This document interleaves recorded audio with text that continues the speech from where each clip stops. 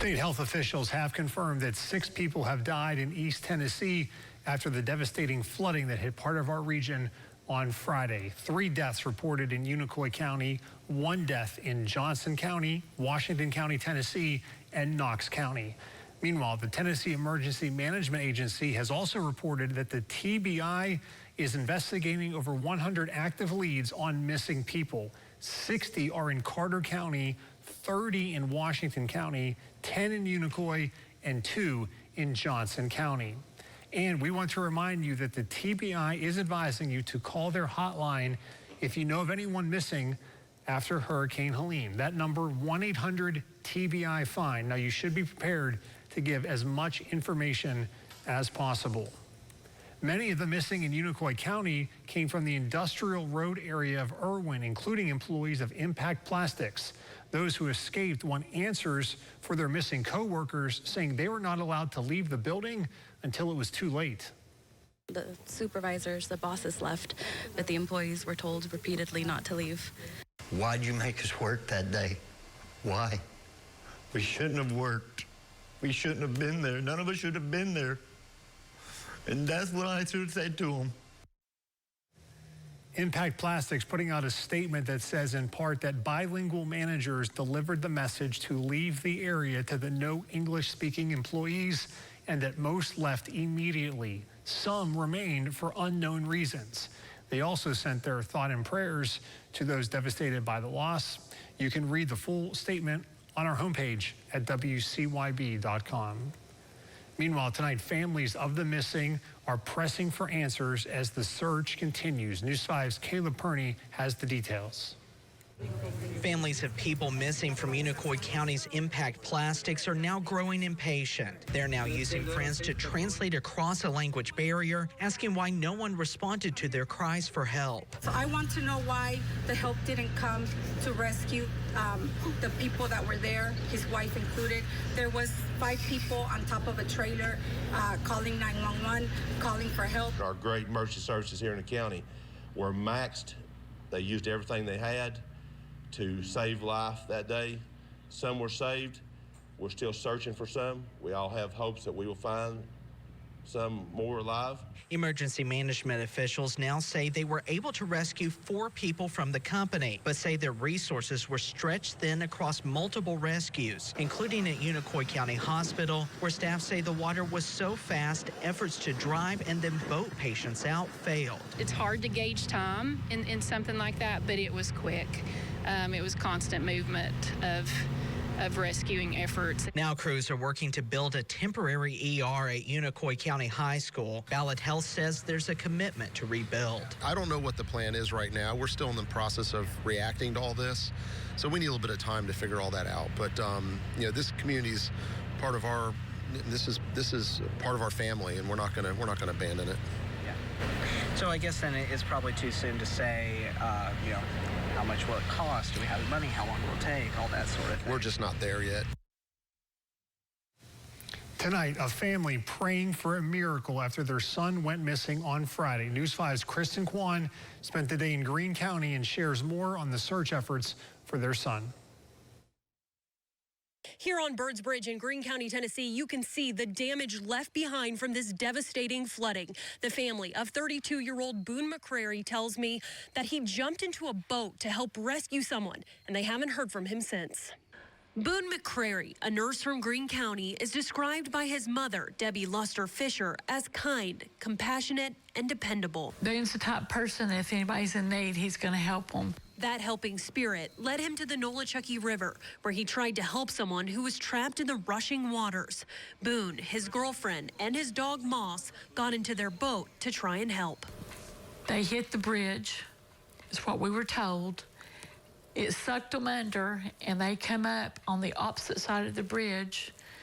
The people there saw his girlfriend and Boone and the boat, but the boat at that time was upside down. They say he floated down the river. His girlfriend was able to cling to a tree for more than 2 hours and was later rescued. His dog Moss sadly died. Boone was spotted a few hours after the incident, but hasn't been seen since. It's devastating. Yes. When I was at the river, I was overwhelmed and I got down on the ground.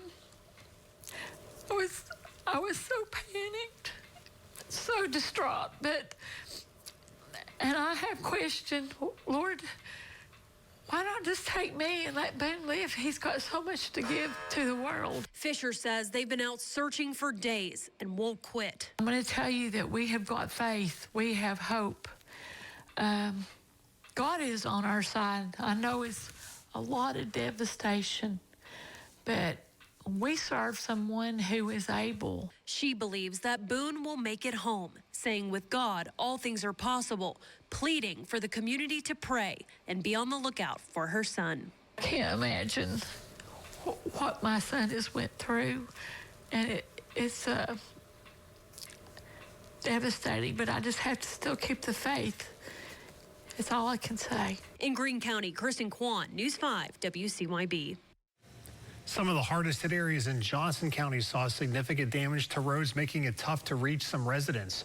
News 5's Liam Bridgman was in Johnson County today and has more on the path to recovery. There's a lot of roads like this that are just completely impassable. Johnson County was hit hard by Hurricane Helene. Waters rose fast and swept away many structures along with damaging roads. Jeff Wagner, the road superintendent for the county, says the damage is extensive. We have got major damage, 378 mile of road in Johnson County, and I'm going to say close 300 mile has got damage on it. Wagner says there are more than 10 families that can't get out of their neighborhoods because of road damage. He hopes to clear that damage so they can get out by the end of the night. I just spoke with a surveyor from the Tennessee Department of Transportation. He doesn't know what they're going to do with this road yet, but it's completely impassable at the moment, and he did say it should take a very long time for repairs, but they're hoping to do it in a timely manner. The town of Damascus was especially hit hard with sinkholes forming in numerous places around town. News 5's Rebecca Pepin spent the day in Damascus and has more on what they're dealing with. I'm Rebecca Pepin in Damascus, Virginia, where the damage is extensive. Thankfully, no fatalities, but as you can see, the destruction is very real. This house behind me taken off its foundation. I'm told that people had to escape through that window back there and stood on a car for hours before they could be rescued.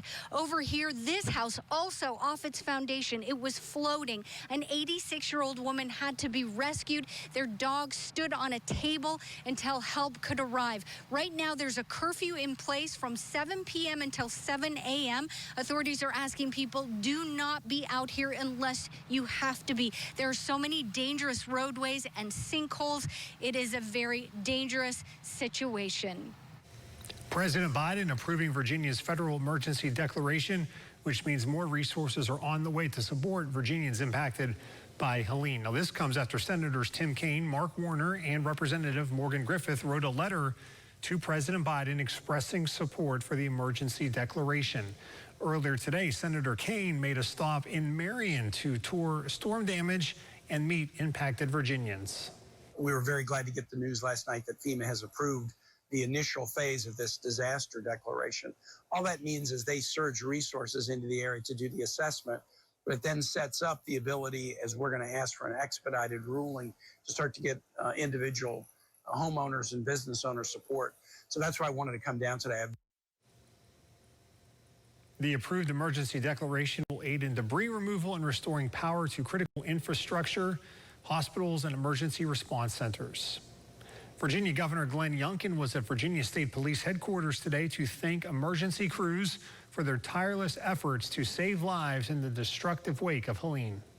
As I said, our VDOT team has been stretched, and they are doing a spectacular job. The Virginia National Guard teams executed some of the most heroic rescues, literally rappelling down into waterways and pulling people out of cars that otherwise would have been, sadly, more statistics. In Washington County, Tennessee, as the recovery process begins, volunteers are playing a critical role in those efforts. News 5's Preston Ayers has more.